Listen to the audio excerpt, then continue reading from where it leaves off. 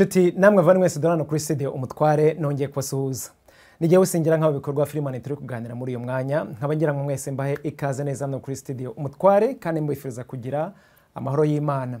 Nkaba rero ndi kugira ngo mbararikire kuri mwebwe mwese ejo kuwa gatanu hazaba ari ku itariki ya 16 saa 2 z'i Kigali cyangwa se saa 8 za hano i Washington. Tuzagira ikiganiro gifunguye kiri live, ikiganiro mpaka ku icuruzwa ry'urumogi, mu Rwanda, aho twamaze kumenya yuko u Rwanda rugiye gutangira kugurisha ku mugaragaro urumogi rwahinzwe mu gihugu rukagurishwa hanze y'igihugu ariko ntirugurishwe ku banyarwanda.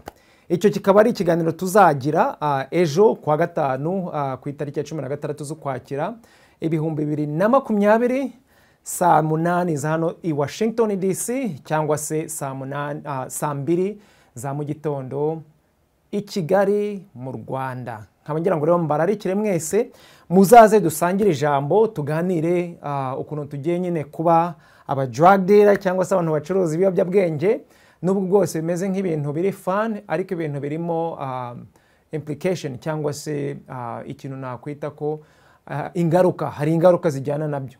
Nkaba rero ndi kugira ngo tuzarebere hamwe nimba igihugu cyabanje kwiga kuri izi ngaruka, nimba harabaye ubushakashatsi burambuye kuri ibi bintu bigiye gukorwa mu Rwanda, cyangwa se ari ibintu bya business cyangwa se ubucuruzi agatsiko kamwe k'abanyarwanda kabashije kugeza kubyigwa mu nama y'abaminisitiri bikaba byemewe gutyo gusa. So ndabarike rero muzaze mwese tuzahuze ijambo cyangwa se tuzasangira ijambo. Zoom yacu izaba ifunguye, muze mwisange, ikiganiro kizaba kiryoshye kandi nkuko bisanzwe kabisa murakaza neza.